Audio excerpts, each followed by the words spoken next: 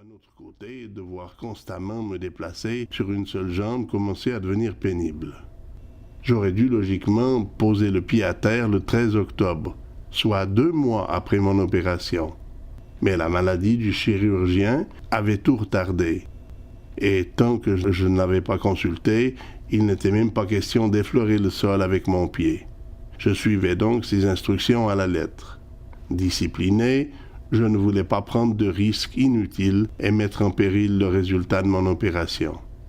Pourtant, mes parents, constatant l'amélioration évidente de mon état de santé, insistaient chaque jour pour que je me décide à me mettre à marcher progressivement. C'est le vendredi 27 octobre 1978 que j'entrepris la rédaction de cette autobiographie. J'estimais, à quelques mois, le temps nécessaire pour compléter cette œuvre. Aujourd'hui, lorsque j'écris ces lignes sur mon ordinateur, 22 ans se sont écoulés. Et mon travail est encore loin d'être terminé. Durant les 2 années qui suivirent, j'allais occuper tous mes temps libres à me creuser la tête, à chercher tous les souvenirs marquants de ma vie. Tous ces souvenirs qui m'ont amené au carrefour de ma vie. J'ai pensé que toutes les souffrances que j'ai dû vivre, toutes mes aventures, toutes mes joies, toutes mes peines, valaient bien la peine d'être écrites. Comme le dit si bien la chanteuse québécoise Ginette Renaud dans l'une de ses chansons, « Ma vie, c'est la recherche du bonheur, c'est le pire et c'est le meilleur. Un roman qu'il faudra écrire. »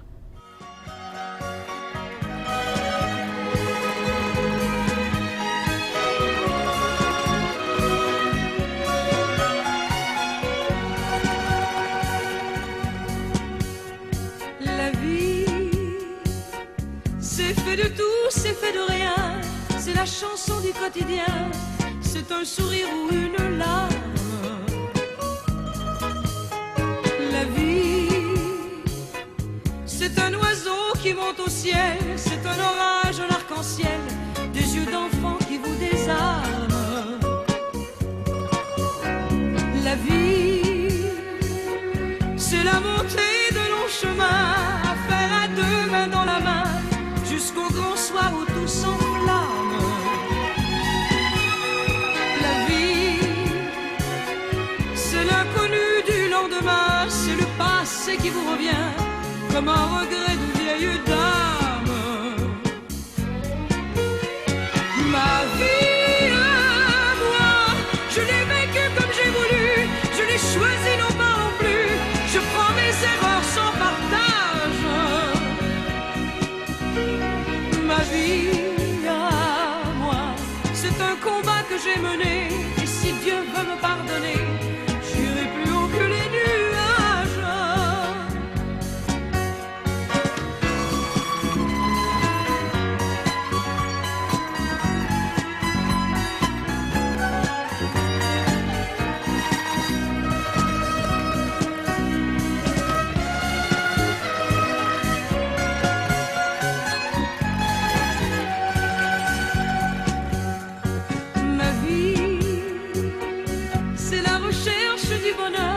C'est le pire et c'est le meilleur, un roman qu'il faudra écrire. Ma vie, c'est un reflet dans le miroir qui est heureux de me revoir, encore capable de séduire.